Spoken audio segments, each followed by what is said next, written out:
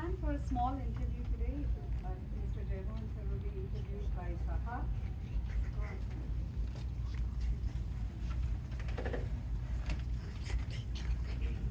We'll start with a few rapid fire questions. 4 of them, don't worry. On a typical day, how many hours do you spend writing?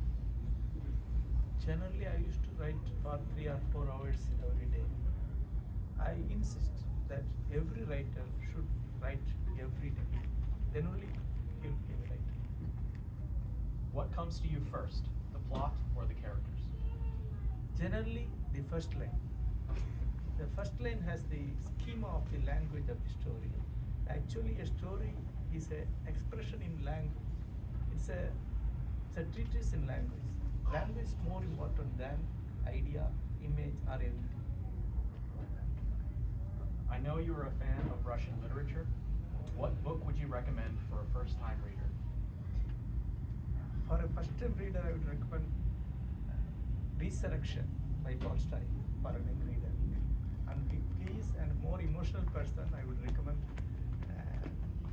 The Insulted and Humiliated by Fyodor Dostoevsky. And last rapid-fire question. Which story in Stories of the True is your personal favorite? Well, actually, my selection is continuously changing. While I am writing the story, Vanangal was my favorite. But now, the One World is my favorite story. On to the longer questions. In the author's note, you describe the process of writing the stories as being in a heightened state that lasted nearly 40 days, with neither your everyday routine or travel interrupting that momentum. What was that like? Were the stories and its characters dominating your attention no matter what you were doing? Well, while I am writing, I used to bifurcate my personality into two.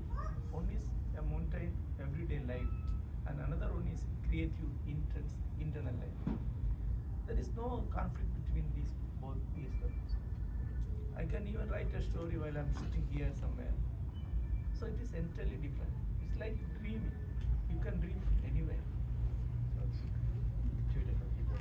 Yeah, entirely two different people. You are not seeing me, the writer. You are seeing me, the person.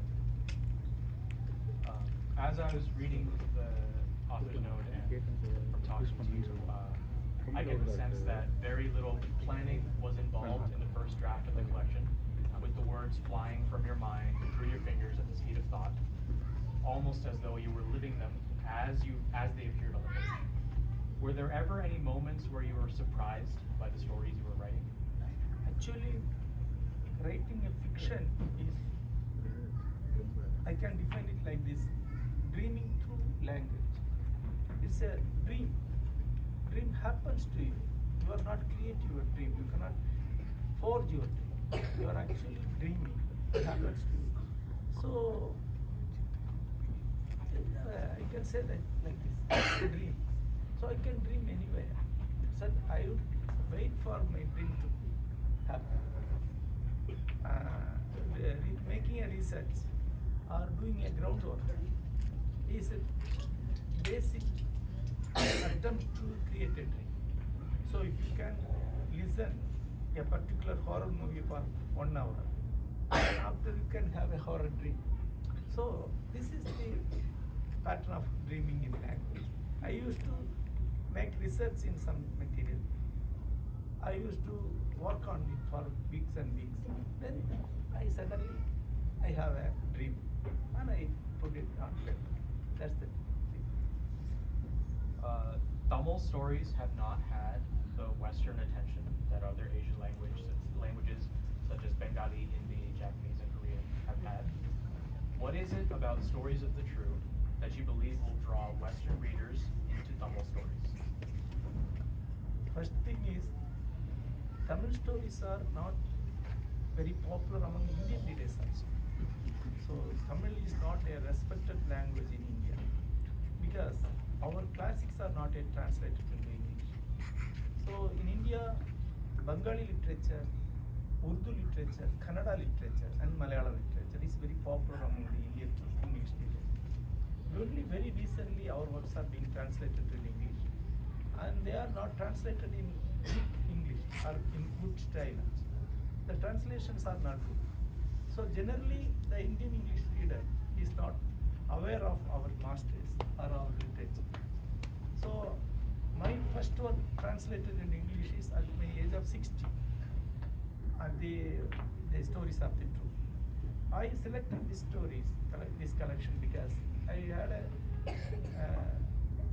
a instinct that this collection will be welcomed by Indian audience, because it is already translated into Malayalam and it had a wide readership there. Nearly 1 lakh copies already sold in Malayalam. So I was very confident that this will be received in India. So we translated it into English, and from English it is translated to other Indian languages, and in every language it's a big hit. That's why I thought, well, this collection will be a success in America and in England also, because everywhere human beings are like the same, similar, the emotions are similar, and these stories are based on a perennial human emotion, that is sense of justice. It's common to all over the world. Sense of justice is common. That's why I selected this.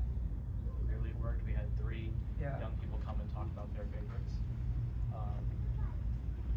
The central theme of each story in the collection is Aram, the Tamil equivalent of the Sanskrit word for dogma. Each character has their Aram, such as refusing to bow their head to caste norms or feeding the hungry without expecting money. Some characters are writers like yourself. Looking back on your life and career, can you pinpoint a moment where you were beginning to find your Aram? There's a definition given by a character in this collection. Kapat of 100 armchairs is giving a definition of Aram on an interview for administrative service. He defined freedom is the highest virtue. Freedom to define oneself, freedom to attain fulfillment, freedom to have happiness is the highest virtue. I like to define Aram in that sense. Last question. Priyambada Ramkumar, the translator, says that you replied instantly to her request to translate the collection and gave your blessing. Meanwhile, many writers or creatives of any kind struggle to let go of their work and allow anyone else to touch it. Is that an ability you've always had, or something you've had to learn during your career as a writer? For more than 20 years, I never allowed anyone to translate my works into English, because I have no faith in their English.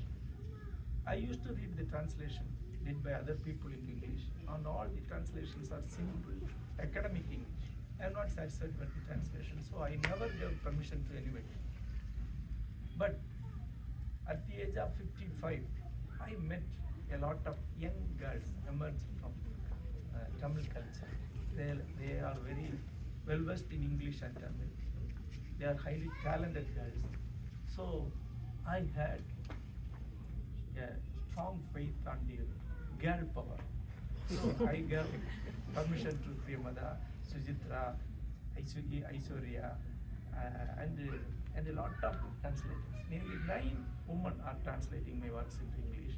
And once in Bengaluru Lit Fest, nearly 6 of my translators, all women, are sitting around a table.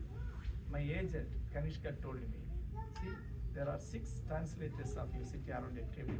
They are the best in India. So all are translated works in English. That's a gift. So I'm very proud that I could influence these girls. All are at the age of my daughter's age. And one among them now translating my works into English is my own daughter.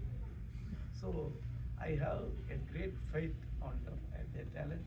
And I never read the stories. I never checked anything. Even today, I never checked any single line in this story. I allowed Premda to change anything, rewrite anything, because she is more Jeyamohan than Jeyamohan.